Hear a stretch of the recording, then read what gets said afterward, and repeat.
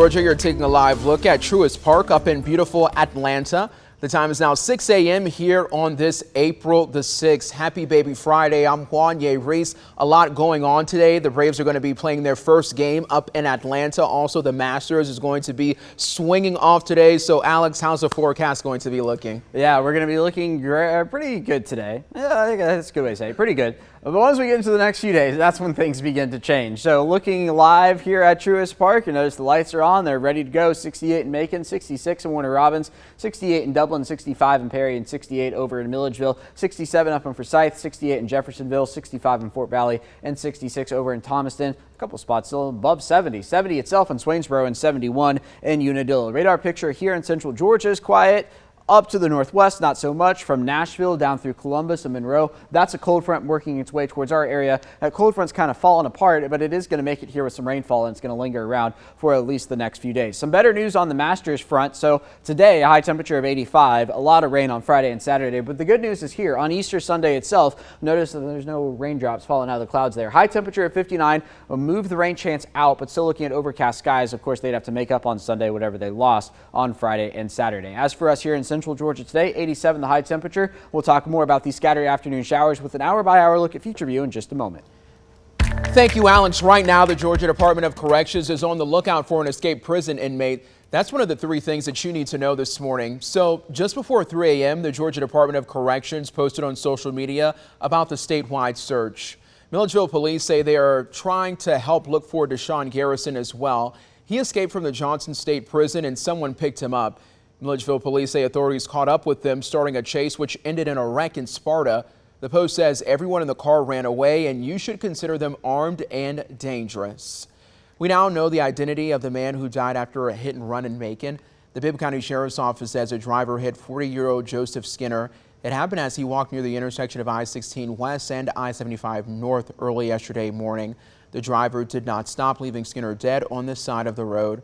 Coroners pronounced Skinner dead on the scene. Right now, repairs to the stormwater system on Telfair Street could take about a month. Heavy rains last week caused a sinkhole and the closure is impacting people in the community.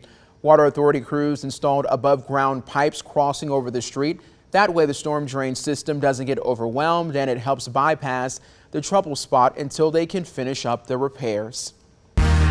6:03, it's Thursday and Scene 13 is back for another week. This time we'll be diving into what's going on in the theater scene in Macon. So our entertainment aficionado, aka morning reporter TJ Anthony, joins us live in studio with this week's Scene 13. Good morning to you, TJ. Good morning. That's right. One of Macon's oldest theaters, Macon Little Theater, had a great season so far with shows like Carrie and Beauty and the Beast as well. Now, this is the last week to catch their stage production of Lost in Yonkers before they tear everything down just to do it all over again with 2 more shows left in this season. Now, it's a play that artistic director J.P. Haney says many people can actually relate to.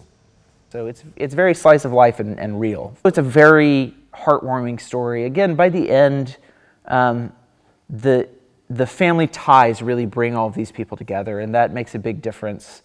Now the play ends April 9th, but you still have time to see the show this weekend. Thank you, TJ. Students at Rutland High School continue to make a difference in the community. By the end of the week, they're hoping to build 49 raised garden beds built for the Brookdale Resource Center. The project is a partnership between Macon-Bibb County, the United Way of Central Georgia, and the Bibb County Cooperative Extension. The garden beds will allow residents of the center to learn how to grow fruits, vegetables, and herbs.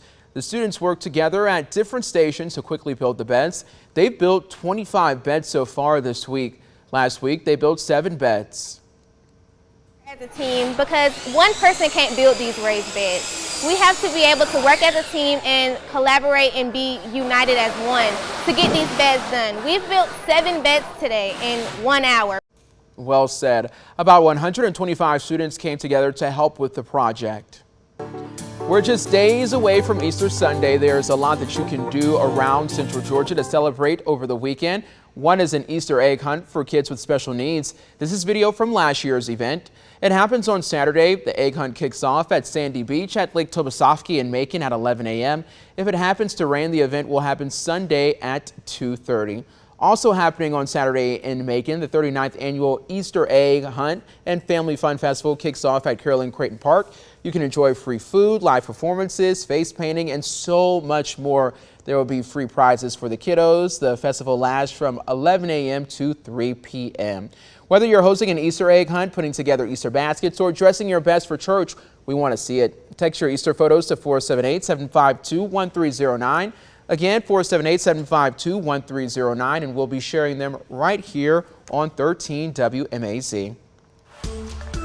6:06, Easter is on the horizon with the religious holiday falling on the second Sunday of April. This Easter is happening 10 days earlier than last year's Easter Sunday. To find the reason for the difference, just look to the night sky. Meteorologist Taylor Stephenson explains the connection between Easter's date and the moon in this week's episode of Weather Works. I'm meteorologist Taylor Stephenson here to explain to you how your weather works. Spring has sprung and people are gearing up for Easter celebrations, services, and egg hunts. Some are already in the midst of Passover. Historically, Easter Sunday has fallen as early as late March and as late April.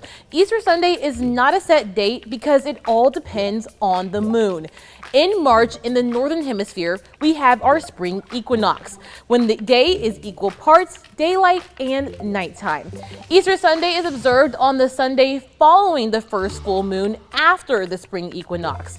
In March 1818, the full moon fell on the day after the March 21st equinox, so Easter Sunday was on March 22nd, the earliest Easter ever recorded. This year, the full moon graced the sky Wednesday, April 5th. That makes Sunday, April 9th, the first Sunday after the full moon, which is why Easter is this weekend. We call the April full moon the Paschal moon due to its relation to Easter's timing. The word Paschal is related to translations for the word Passover. Next year, Easter 2024 will fall on March 31st because the full moon will rise closer to the spring equinox. I'm meteorologist Taylor Stephenson, and that's how your weather works. Some interesting stuff. Thank you so much, Taylor, for that. If you have any questions on weather phenomena and why they work, be sure to email us at news@13wmaz.com. Your question may be the next Weather Works topic here on 13. It's now 6:08 here on this beautiful Thursday morning. We're in Holy Week, and there's so much going on this weekend in Central Georgia, Easter events and also Sunday services as well. Alex, so how's everything going to be playing out? Yeah, we got a lot of rain to work through between now and Easter, but the good news is, at least the way the models have been trending, is that it's going to be a bit drier on Easter, it looks like. Sorry if your TV screen just went out there. There we go. All right, here we go with the live picture over downtown. We do have temperatures in the 60s this morning, 68 in Macon, 66 in Warner Robins, 68 in Cochran, 71 down in Unadilla right now, and 69 in Eatonton. The radar picture quiet here in Central Georgia. Back off to the northwest, though, not so much. Take a look at this. Widespread rain from the Nashville area down through Memphis on into Louisiana, into Texas. That's a cold front sliding towards us here in Central Georgia. It's going to kind of fall apart as it works its way towards our area, bringing only a few scattered showers, but the front itself going to stall out right across Central Georgia, bringing days upon days of rainfall. So here we go today. A few showers by the noon hour, into the 80s very quickly, 84 so by 2 p.m. 1 or 2 showers possible then. That's going to blossom to about 10 or 15 showers by about 5 p.m., lifting to the north through the day today. And then once we get into the overnight hours, beginning to dry out. Here we go into tomorrow morning, Friday, 60s once again. How about a dry noon hour, but then once we get later into the afternoon, boom, showers and storms just like that. Again, the storm's not going to be too widespread, but a rumble of thunder possible here and there. And then we get into the evening hours, keeping the scattered showers around. On into Saturday. This is going to be the wettest day over the next 7. Waking up to scattered showers once again. Into the afternoon, a few showers heavier at times. Notice up in Augusta, contending with the rainfall. And then once we get into the evening hours, it looks like the steady rain begins to build in. But the good news is, by the time we get to Easter Sunday morning, it does look like the Euro now pulling the rain out of Central Georgia. The GFS has been doing it for a few days.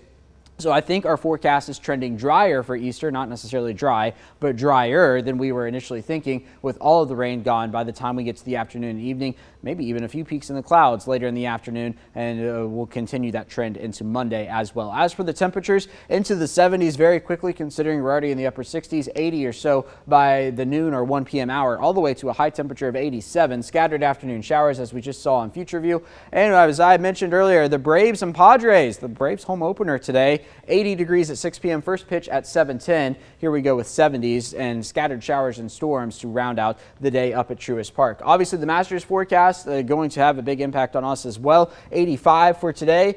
We Look at those temperatures for Saturday and Sunday, though. Highs in the 50s, but the big change here is Sunday, going with overcast skies as opposed to the steady rainfall. As for Easter itself here in central Georgia, looking for temperatures in the 40s early in the morning with those overcast skies into the 60s later on in the afternoon. So a lot of rain to work through between now and Easter itself. Dropped Easter's rain chance down to 20%, 67 for Monday, 72 on Tuesday, 74 on Wednesday. So if you like the warm stuff, we're going to keep that warming trend going into next week.